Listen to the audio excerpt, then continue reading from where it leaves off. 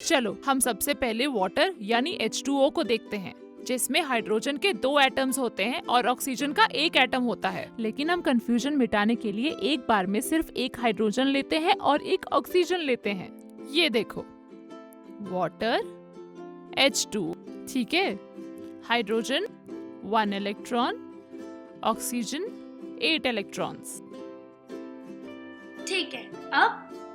अब बताओ, अपने हीरो जैसा बनने के लिए दोनों को कितने कितने इलेक्ट्रॉन्स चाहिए? हाइड्रोजन को हीलियम जैसा बनने के लिए 1 इलेक्ट्रॉन चाहिए और ऑक्सीजन को नियॉन जैसा बनने के लिए 2 इलेक्ट्रॉन्स चाहिए। गुड। तो अब ये बताओ कि किसको कम इलेक्ट्रॉन्स चाहिए, हाइड्रोजन को या ऑक्सीजन को? हाइड्रोजन को 1 इलेक्ट्रॉन चाहिए और ऑक्सीजन को 2 इलेक्ट्रॉन्स चाहिए, तो मतलब हाइड्रोजन को कम चाहिए। गुड। तो हम कम डिमांड वाले की सुनेंगे और दोनों में से एक एक इलेक्ट्रॉन कॉमन पूल में डाल देंगे।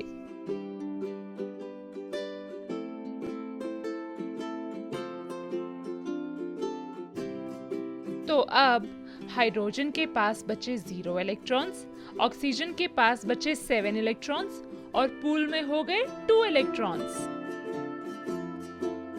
ओके, अब मुझे ये बताओ कि हाइड्रोजन के पास टोटल कितने इलेक्ट्रॉन्स हुए और ऑक्सीजन के पास टोटल कितने इलेक्ट्रॉन्स हुए? हाइड्रोजन के अपने और पूल के मिलाकर हुए 0+2 यानी 2 इलेक्ट्रॉन्स और ऑक्सीजन के पास हुए 2+7 यानी 9 इलेक्ट्रॉन्स।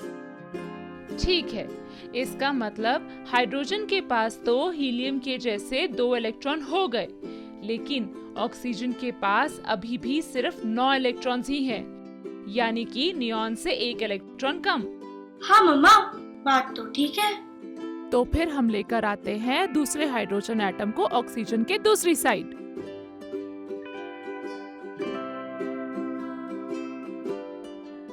अब बताओ, इस ऑक्सीजन और इस दूसरे वाले हाइड्रोजन को अपने हीरो जैसा बनने के लिए कितने कितने इलेक्ट्रॉन्स चाहिए? ऑक्सीजन के पास अभी 9 इलेक्ट्रॉन्स है, तो उसे नियॉन जैसा बनने के लिए 1 इलेक्ट्रॉन और चाहिए। जबकि हाइड्रोजन के पास अभी 1 इलेक्ट्रॉन है, तो उसे हीलियम जैसा बनने के लिए 1 इलेक्ट्रॉन और चाहिए। मतलब दोनों को 1-1 इलेक्ट्रॉन और चाहिए। ठीक है, तो दोनों का 1-1 इलेक्ट्रॉन कॉमन पूल में डालो और देखो क्या होता है। ये गया दोनों का 1-1 इलेक्ट्रॉन कॉमन पूल में और ये हो गए ऑक्सीजन के पास 6 इलेक्ट्रॉन्स और दूसरे हाइड्रोजन के पास 0 इलेक्ट्रॉन्स। गुड। तो अब देखो, सारे एलिमेंट्स अपने हीरोज जैसे हो गए कि नहीं?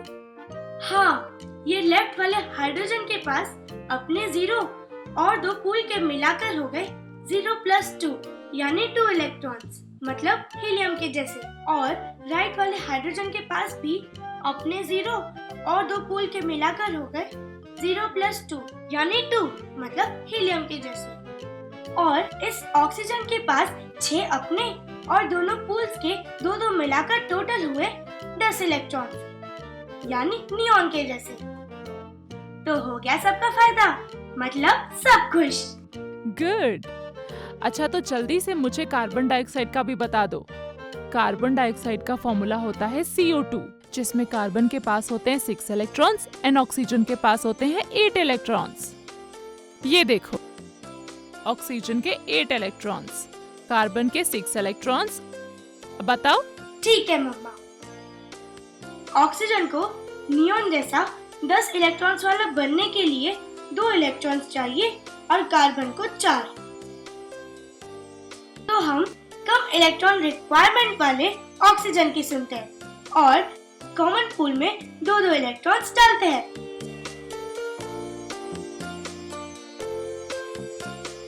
तो अब ऑक्सीजन के पास बचे 6 इलेक्ट्रॉन्स, पूल में हो गए 4 और कार्बन के पास बचे 4 इलेक्ट्रॉन्स। गुड। तो अब ऑक्सीजन के पास तो 6+4 यानी 10 इलेक्ट्रॉन्स हो गए हैं, पर कार्बन के पास 4+4 यानी 8 इलेक्ट्रॉन्स ही हुए हैं। Okay, good. तो अब हम दूसरा ऑक्सीजन लाते हैं। तो अब इस कार्बन को 2 इलेक्ट्रॉन्स और चाहिए एंड इस दूसरे ऑक्सीजन को भी। तो इनसे 2-2 इलेक्ट्रॉन्स लेकर पूल में डाल देते हैं। तो बस अब कार्बन के पास बचे 2 इलेक्ट्रॉन्स और इस नए पूल में हो गए 4 इलेक्ट्रॉन्स और इस नए वाले ऑक्सीजन के पास भी बचे 6 इलेक्ट्रॉन्स। गुड, आगे?